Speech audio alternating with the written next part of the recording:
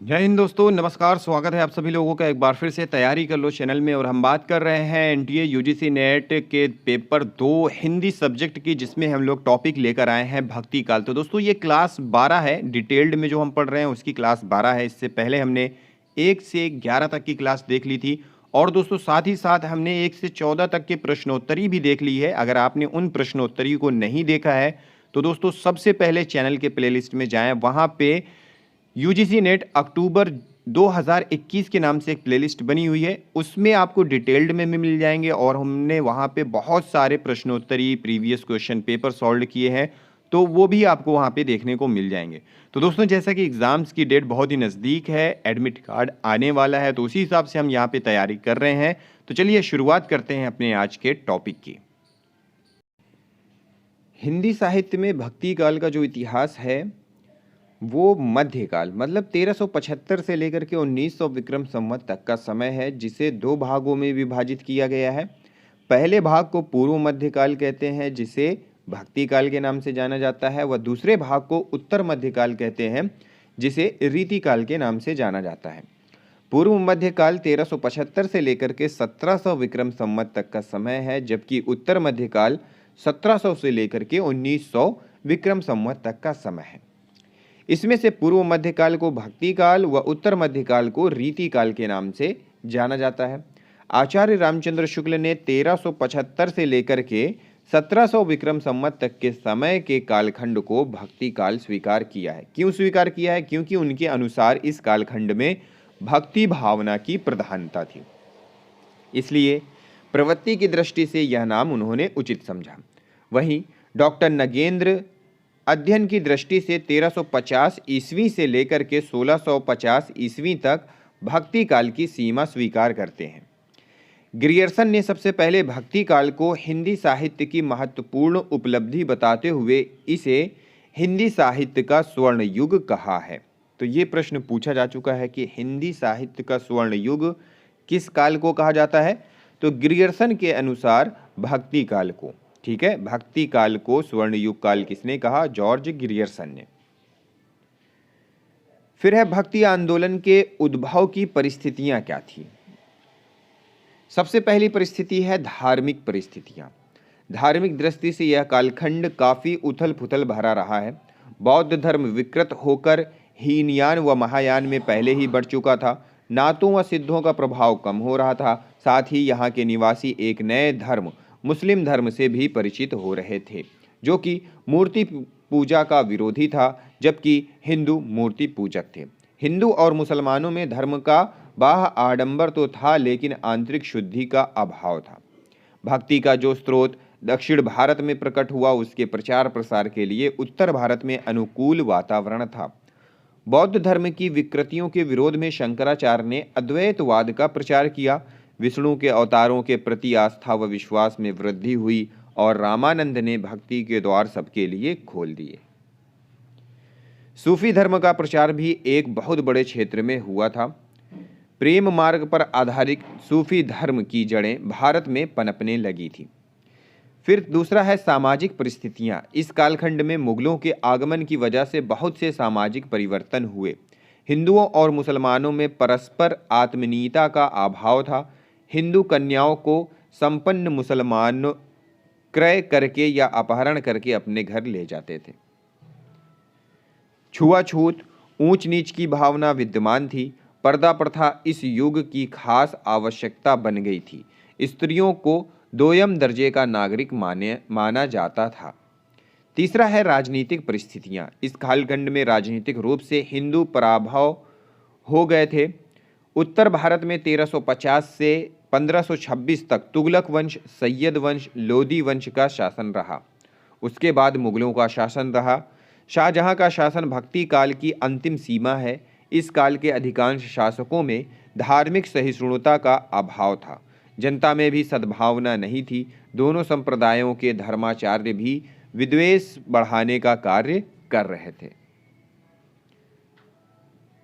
भक्ति आंदोलन के उदय के कारण आचार्य रामचंद्र शुक्ल के अनुसार देश में मुसलमानों का राज प्रतिष्ठापित हो जाने से हिंदू जनता निराश, हताश व पराजित हो गई थी। पराजित मनोवृत्ति में ईश्वर की भक्ति की ओर उन्मुख होना स्वाभाविक था। वहीं आचार्य हजारी प्रसाद द्विवेदी के अनुसार भक्ति भावना पराजित मनोवृत्ति की उपज नहीं है और न ही इस्लाम के प्रचार के परिणाम स्वरूप उत्पन्न हुई। हिंदू सदा से आशावादी जाति रही है तथा किसी भी भक्त कवि के काव्य में निराशा का पुट नहीं है। वहीं ग्रियर्सन भक्ति आंदोलन का उदय ईसाई धर्म के प्रभाव से मानते हैं, जो कि हास्यास्पद है।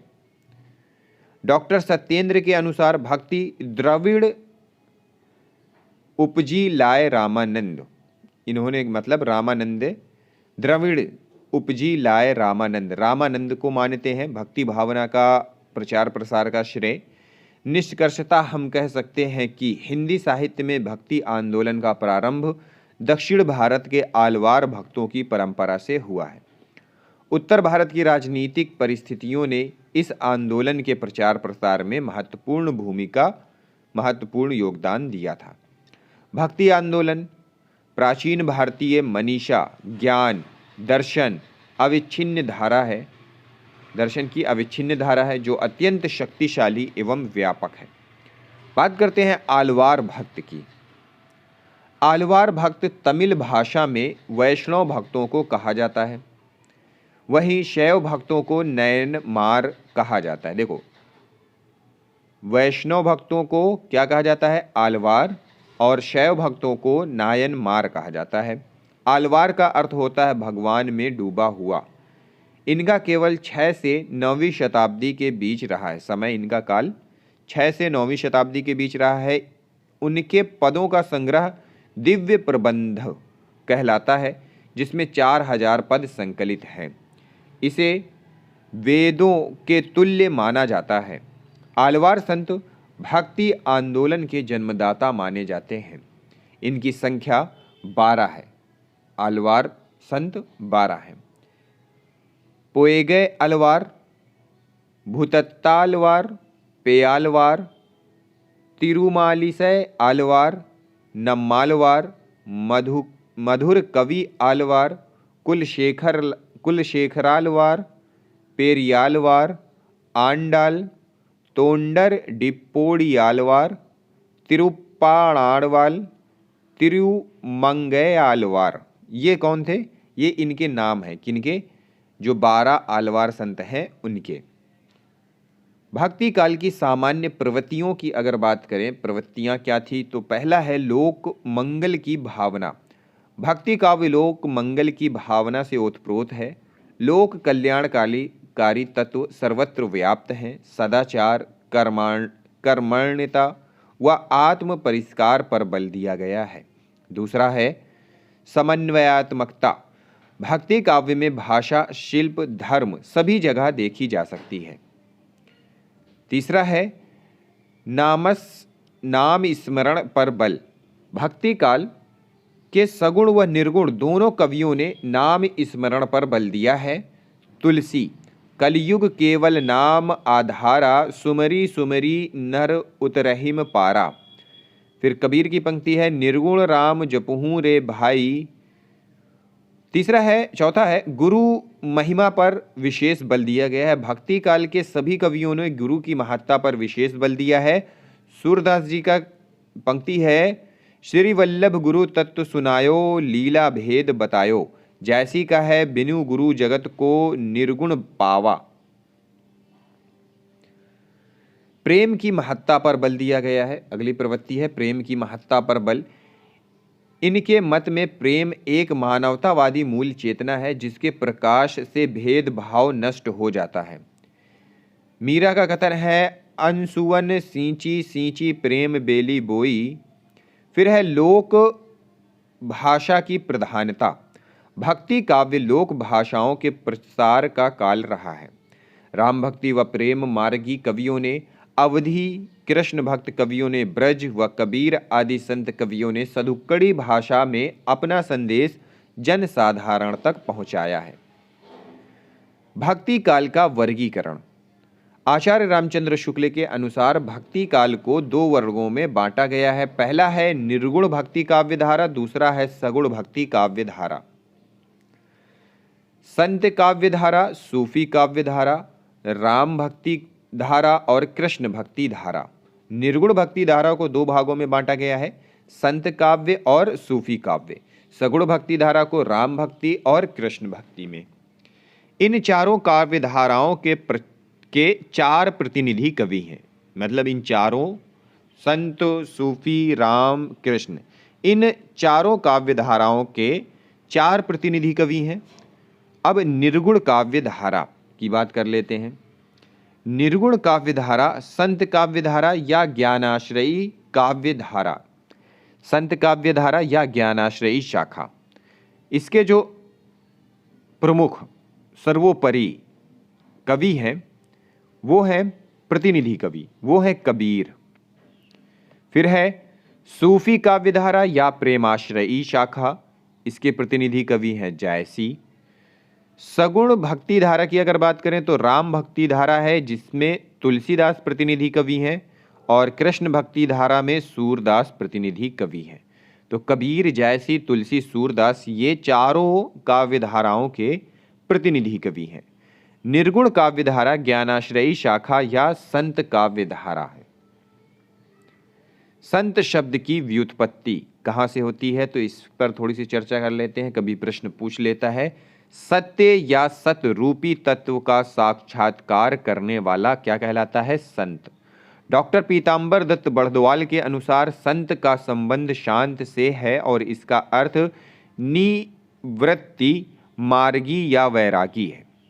जो आत्मोन्नति एवं लोक मंगल में रत रहे वो संत है। परंतु हिंदी साहित्य में निर्गुणोपासक ज्ञानाश्रयी शाखा के कवियों को संत कहा जाता है।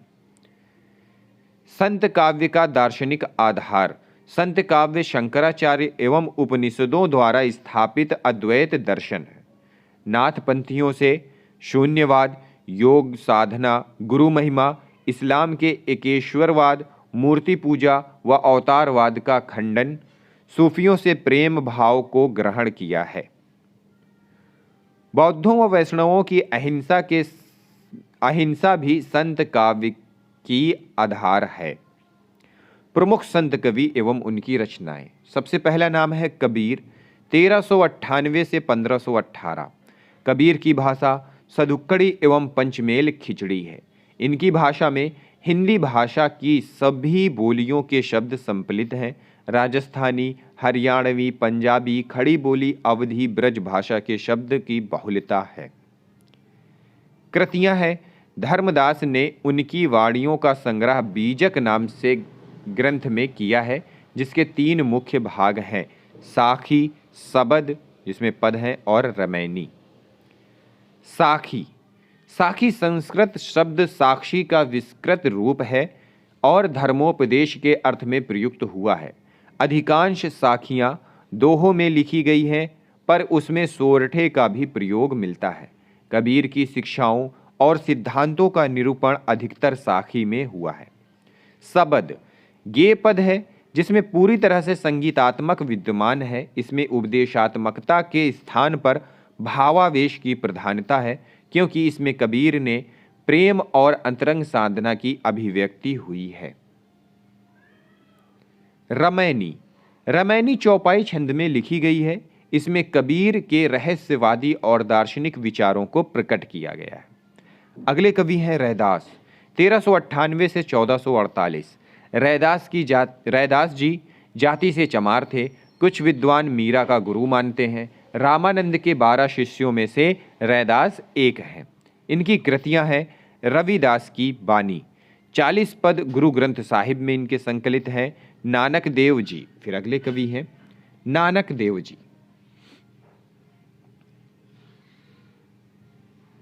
अगले कवि हैं नानक देव जी, 1469 से 1538। सिख संप्रदाय के प्रवर्तक हैं। कृतियां जपुजी, आसादीवार, रहीरास, सोहिला, गुरु ग्रंथ साहिब में कुछ इनके पद भी संकलित हैं। फिर है हरिदास निरंजनी, 1455 से लेकर के 1543। निरंजनी संप्रदाय के ये कवि हैं।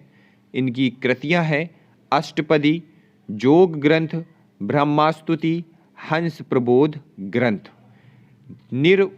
निरपख मूल, पूजा जोग, समाधि जोग, संग्राम जोग। फिर अगले कवि हैं दादू दयाल 1544 से 1603। दादू पंथ या परम ब्रह्म संप्रदाय के प्रवर्तक हैं। रज्जब, सुंदरदास, प्रगदास, जन गोपाल आदि के ये गुरु हैं। कौन? दादू दयाल। इनकी कृतियां हैं हरडे वाणी। इनके शिष्य संत दास एवं जगन्नाथ दास द्वारा इनकी रचनाओं का ये संकलन है। अंगवधु दादू दयाल परशुराम चतुर्वेदी द्वारा संपादित हुआ है। फिर अगले कवि हैं मलूक दास 1574 से लेकर के 1682। आलसियों के महामंत्र के रचयिता। अजगर करे न चाकरी, पंछी करे न काम, दास मलूका कह गए सबके दाता राम। इनकी कृतियां हैं ज्ञानबोध, रत्न खान, भक्ति विवेक, भक्त वच्छावली, रामावतार लीला, ब्रजलीला, ध्रुव चरित्र, सुख सागर। फिर अगले कवि हैं सुंदरदास 1596 से लेकर के 1689। दादू के शिष्य और प्रतिभाशाली कवि हैं। केशव के रसिक प्रिया एवं नंददास के रसमंजरी की निंदा की है। इनकी कृतियां हैं ज्ञान समुद्र, सुंदर विलास। अन्य महत्वपूर्ण कवियों में लालदास, बाबा फरीद, शेख मुजाहिब, जम्भोजी, रज्जब मीरा, गुरु अर्जुन देव जी, गुरु गोविंद सिंह जी आदि हैं। संत काव्यधारा या ज्ञानाश्रयी काव्यधारा, ज्ञानाश्रयी शाखा की प्रवृत्तियां। भाव प्रधान। संत कवियों की रचनाएं भाव प्रधान है, कला प्रधान नहीं। कविता इनका उद्देश्य कभी नहीं रही, कविता तो इनके लिए साधन मात्र है। निर्गुणोपासक। ये ईश्वर को निर्गुण, निराकार, अजन्मा, अविनाशी एवं सर्वव्यापी मानते हैं तथा उसी की उपासना पर बल देते हैं। ज्ञान को महत्व। संत काव्य में ज्ञान की महत्ता का प्रतिपादन किया गया है। यह ज्ञान वेद, पुराण या कुरान से नहीं अपितु चित्त की निर्मलता एवं हृदय की पावनता से प्राप्त किया जाता है। गुरु की महत्ता। संत काव्य में गुरु को ईश्वर से भी ऊंचा स्थान दिया गया है। गुरु ही ब्रह्मा का साक्षात्कार करवाता है, वही ज्ञान नेत्र खोलता है। फिर है अद्वैतवाद दर्शन। संत कवियों की दार्शनिक मान्यताएं शंकर से प्रभावित हैं। ब्रह्म व जीव की एकता, माया का अस्तित्व स्वीकार करना, ईश्वर को निर्गुण निराकार बताना, आत्मा की सर्वशक्तिमता का प्रतिपादन सब शंकर के अनुसार है। जाति प्रथा व बाह्य आडंबरों का खंडन। संत कवियों का मूर्ति पूजा, तीर्थटन, व्रत, नमाज, ऊंच नीच, छुआछूत, वर्णाश्रम व्यवस्था आदि का निर्भीकता पूर्वक खंडन किया गया है। ये धर्म के सामान्य तत्वों सत्य, अहिंसा, प्रेम, करुणा, संयम, सदाचार को मानव के लिए आवश्यक मानते हैं। भाषा अपरिष्कृत। संत काव्य की भाषा अपरिष्कृत है। ये साहित्यिक भाषा के स्थान पर बोलचाल की भाषा का प्रयोग करते हैं। देशाटन के कारण इनकी भाषा पर ब्रज, अवधी, खड़ी बोली, राजस्थानी, पंजाबी, फारसी, अरबी आदि भाषाओं का प्रभाव परिलक्षित होता है। आचार्य शुक्ल इनकी भाषा को सधुक्कड़ी या पंचमेल खिचड़ी कहते हैं। देशाटन से मतलब है कि ये देश राज्यों में भ्रमण किया करते थे। तो दोस्तों ये थी हमारी आज की वीडियो, जिसमें हमने भक्ति काल को संपूर्ण तरीके से देखा और पढ़ा है। अगली वीडियो में हम लोग अगले टॉपिक के साथ मिलते हैं, जिसमें हम लोग प्रश्नोत्तरी भी देखेंगे। इस वीडियो को देखने के लिए आप सभी लोगों का बहुत बहुत धन्यवाद।